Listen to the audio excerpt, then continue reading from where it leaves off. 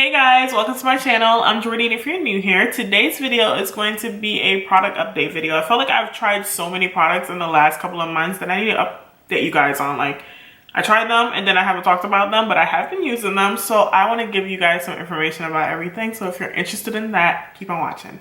So I want to start off with complexion because, as most of you guys know, I am basically a complexion junkie, and that's basically what this channel is about, is trying out all of the new foundations and concealers that launch.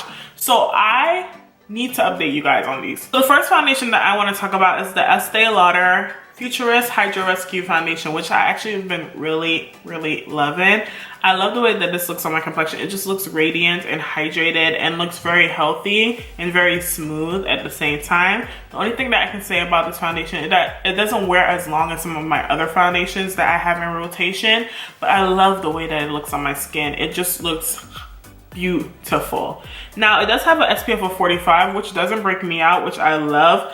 And it also has a bit of a cast when you first put it on my skin tone, so it looks a little gray if you watch that wear test, but it does settle down and balances out throughout the day.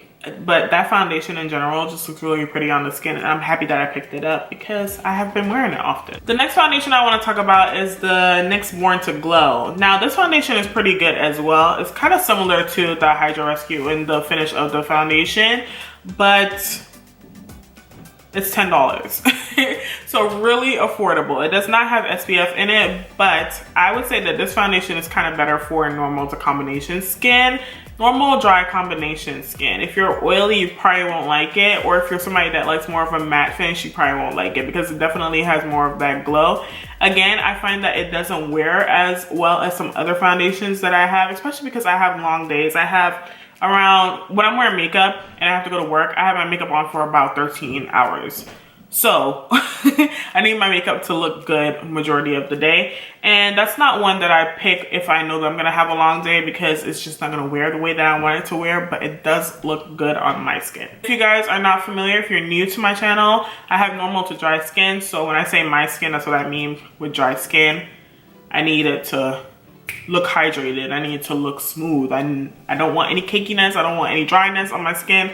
So that's what I mean. The next foundation is the Milani Screen Queen Foundation. This foundation is so good. I love the way that this foundation looks on my skin. Oh my gosh, I love it better than the NYX Born to Glow. No offense, because it wears really well. It does not settle in my smile lines. It just looks so beautiful, so healthy, so radiant. Whenever I wear it, I get a lot of compliments, and people are like, what are you wearing? And you guys know that I work at a retailer, and I'd be like, ooh girl, don't ask me what I'm wearing, because I can't tell you today because we don't sell it. But yes, that foundation just looks really pretty on the skin. And since that foundation, I picked up this one, the Makeup Forever Reboot foundation. And this is very similar to the Milani, so if you want to save some coin, I would say get the Milani, but this one is really good if you had your eye on it. This one has less coverage than the Makeup Forever, and this just looks really healthy on the skin. If you just want an easy foundation that will just look very nice and healthy and you won't look heavy, this is a foundation to go for. It's beautiful. I feel like this is gonna be my summer foundation because I just love how lightweight it feels on my skin and how healthy my skin looks. So whenever I do wear it, I get a lot of compliments too, and most of the time when I wear it to work, people pick it up. All right, so for concealers, we have the Estee Lauder DoubleWear Radiant Concealer, which is also really nice. It has a medium coverage, a nice radiant finish to it. It does crease a little bit in the fine lines under my eye area, but it looks really nice and healthy, and it has nice coverage to it, which I like. And I tend to mix this concealer, the Estee Lauder, with my Giorgio Armani Power Fabric Concealer because I like that one. These two together, they look good. The next concealer is the Dior Skin Forever Correct Concealer, which I love. I love this concealer. Oh my gosh, the radiance that this concealer has. This makes my under eyes look so plump. I have it on today, like underneath my Pat McGrath concealer to color correct my under eyes, because as you can see, this shade is a bit darker than a highlight concealer for me. But this like matches my skin tone really well, and it just corrects my under eye area, and the finish of it just looks so pretty. I can wear this as a foundation if I want to as well, and it just looks very healthy on the skin. This concealer is amazing. They just need some more in between colors. Like Dior, please get some in-between undertones and in-between shades so that other people can try this concealer, because it's amazing. It's really good. And if you guys do have a color, I would say please try it out. If you have a Sephora near you, you can get a sample of this concealer because it is a larger doe foot, so kind of scrape some more out of this one. But oh my god, this concealer is amazing. So good. It's definitely one of my favorites for the ones that I've tried in the last couple of months. The next one that I want to talk about is the e.l.f. Camo Hydrating Concealer. Hydrating Camo Concealer. And I have it in the shade Deep Chestnut. Do I have my regular camo?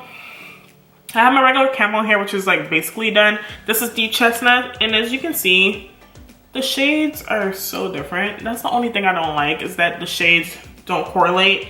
And I have to find a shade that's closer to that Deep Chestnut so that I can get it to work. Because this, I feel like it's too yellow.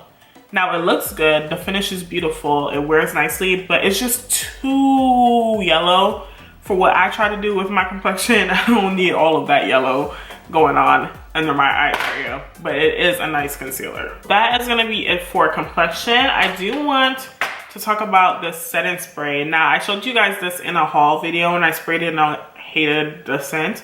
I still feel like it has too much fragrance for a setting spray, but I love the way that it makes my skin look. It makes my skin look glowy, as you can see, right? It makes it look just really smooth. It's not necessarily a long-lasting setting spray, but it's like a setting spray that's good to melt your makeup in place. If that's what you want, like something just to melt everything in place, this is definitely a good setting spray to use. It's also a good like in-between setting spray if you want to spray it to blend out your foundation. So good.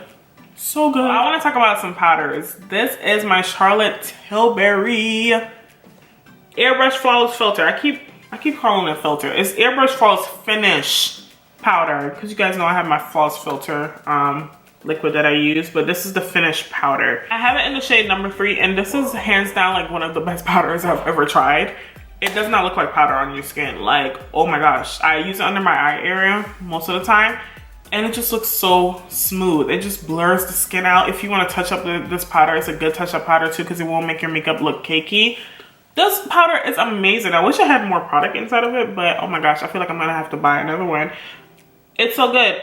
It's really good, surprisingly, and it doesn't show up like really light on the skin either. It like kind of blends in to the skin like magically and just looks very smooth. And anytime I wear that powder, people are just like, do you even have powder on? And I'm like, girl, let me tell you about this powder because it's amazing. It just looks really smooth and hydrated and not heavy and not cakey, and that's what I'm all about. It looks so good. So the next things I want to talk about are the Natasha Denona Love Collection. So this is the Love Glow Cheek Palette, which from that collection is my favorite thing. It looks like this. As majority of you guys know, I love the Bloom palette from Natasha Denona, which has more of a rich blush in it. But this is basically a highlighting palette for me. It's not necessarily a blush palette, but I love, let me tell you the ones I love.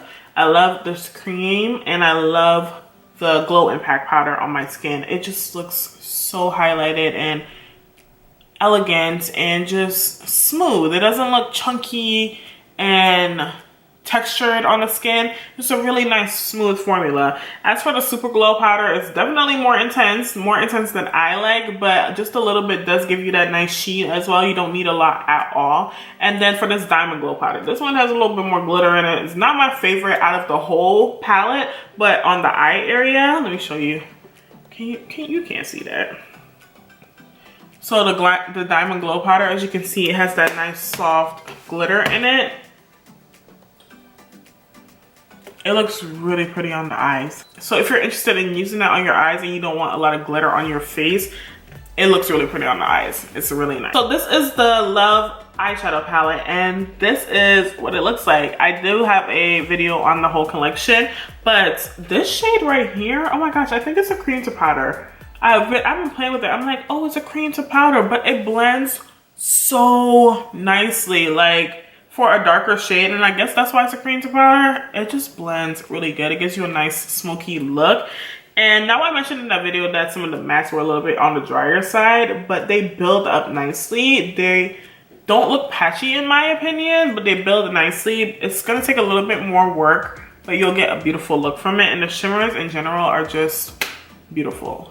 beautiful shimmers. I want to talk about my e.l.f. bite-sized palettes. I have another video that went up recently with a full face of affordable makeup, and I used some of these bite-sized eyeshadow palettes, but these eyeshadow palettes are amazing.